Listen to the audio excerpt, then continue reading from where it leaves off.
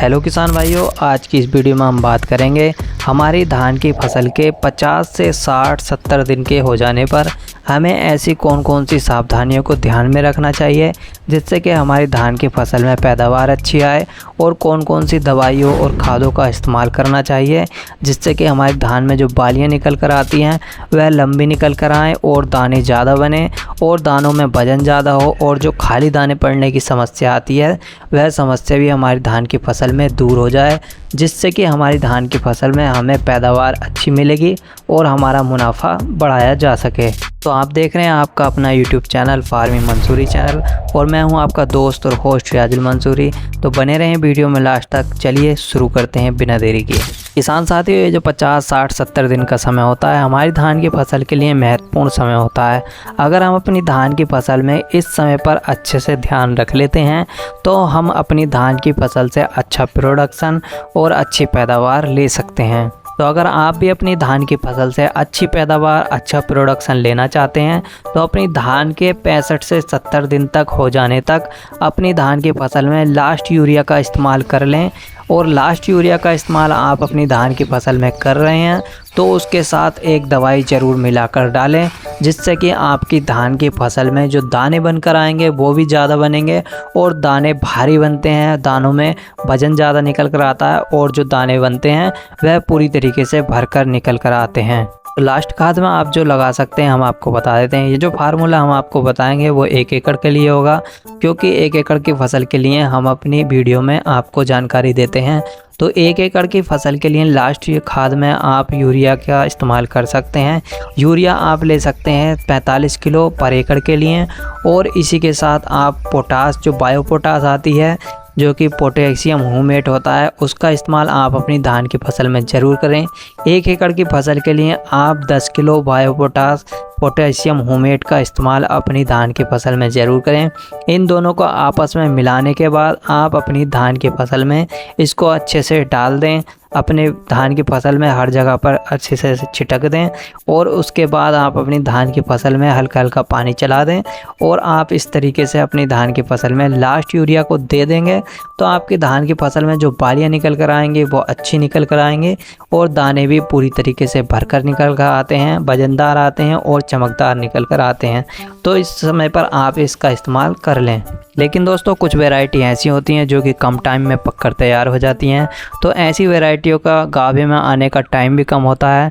तो इसलिए हम आपको बता देते हैं, आप अपनी धान की फसल में ये देख लें कि आपकी धान की फसल गाभे की अवस्था में तो नहीं है। गाभे में आप देख सकते हैं, अपने खेत में जब जाकर देखेंगे तो जो गांठ पर होता है उस पर आप देखेंगे तो आप उसकी गांठ आपको मोटी लगेगी, और उसको जब आप खोलकर देखते हैं तो उसके अंदर बाल दिखाई देती है। तो ऐसी अवस्था अगर आपकी धान की फसल में आ गई है तो इस समय पर आप इसका इस्तेमाल ना करें।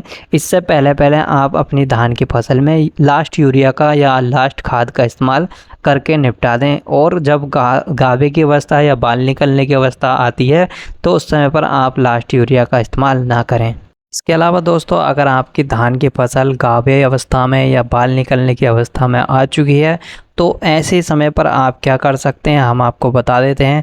तो इस समय पर आप तो अपनी धान की फसल में कोई फर्टिलाइज़र नहीं दे सकते, लेकिन आप इस समय पर अपनी धान की फसल में स्प्रे कर सकते हैं। स्प्रे द्वारा जो भी खाद की आवश्यकता होती है, जो भी दवाइयों की आवश्यकता होती है हमारी धान की फसल को, उसकी पूर्ति हम अपनी धान की फसल में स्प्रे द्वारा कर सकते हैं। तो स्प्रे में ऐसी कौन कौन सी दवाइयों का इस्तेमाल हमें करना चाहिए हम आपको बता देते हैं। तो स्प्रे के तौर पर हम इस्तेमाल कर सकते हैं 05234। 05234 के अंदर हमें फास्फोरस और पोटास दोनों तत्व मिल जाते हैं, जिसकी मदद से हमारी धान की फसल में बालियां लंबी निकल कर आती हैं, और बालियों में जो दाने भरते हैं वह पूरी तरीके से भर कर आते हैं, वजनदार निकल कर आते हैं।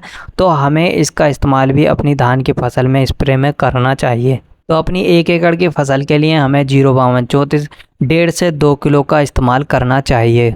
तो दूसरी दवाई के तौर पर हमें बोरोन 20% जो पाउडर फॉर्म में आती है उसका इस्तेमाल करना है।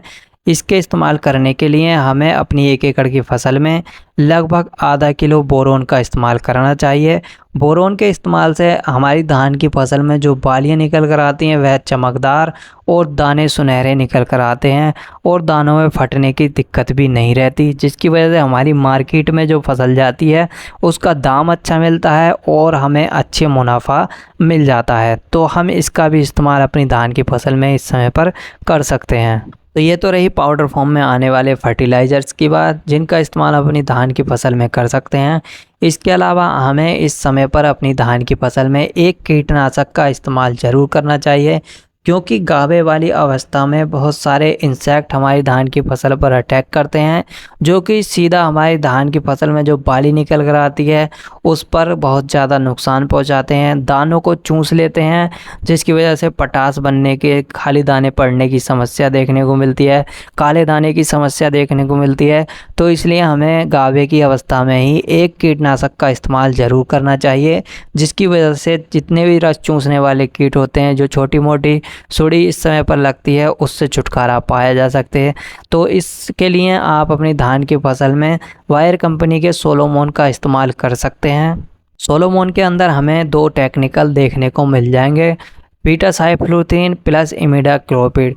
यह एक कॉन्टैक्ट प्लस सिस्टमिक एक्शन द्वारा काम करने वाला इंसेक्टिसाइड है, जो कि हमारी धान की फसल में सभी प्रकार के रस चूसने वाले कीटों को आसानी से कंट्रोल कर लेता है और छोटी मोटी सुड़ियों को भी मारने का काम करता है। तो अगर इसका इस्तेमाल आप इस समय पर कर लेते हैं तो आने वाले इंसेक्ट से, जो कीट होते हैं, रस चूसने वाले कीट होते हैं, उनसे बचा जा सकता है और धान की फसल में होने वाले नुकसान से भी बचा जा सकता है। तो इसका इस्तेमाल करने के लिए 100 ml दवाई का इस्तेमाल आप अपनी 1 एकड़ की फसल में कर सकते हैं। अब 1 एकड़ की फसल में आप इन तीनों दवाइयों का इस्तेमाल किस तरीके से कर सकते हैं, हम आपको बता देते हैं। तो आप इन तीनों दवाइयों को आपस में घोल बनाकर एक ही साथ अपनी फसल में छिड़काव कर सकते हैं, लेकिन घोल बनाने से पहले कुछ सावधानियों का ध्यान में रखना बहुत ज़रूरी है। जैसे जब आप इनका घोल बना रहे हैं तो सभी दवाइयों को अलग अलग घोल बनाकर बाद में ज़्यादा पानी में आपस में मिला सकते हैं। मिलाने के बाद आप अपनी फसल में इसका इस्तेमाल कर सकते हैं। तो 1 एकड़ की फसल के लिए आप 200 लीटर पानी में इन सभी दवाइयों का घोल बनाएं। जितनी जितनी मात्रा हमने बताई है उतनी ही मात्रा में आप अपनी फसल में इन दवाइयों का इस्तेमाल कर लें। अगर इन दवाइयों का आप इस समय पर इस्तेमाल कर लेंगे तो आपको बहुत ही शानदार रिजल्ट मिल जाएंगे।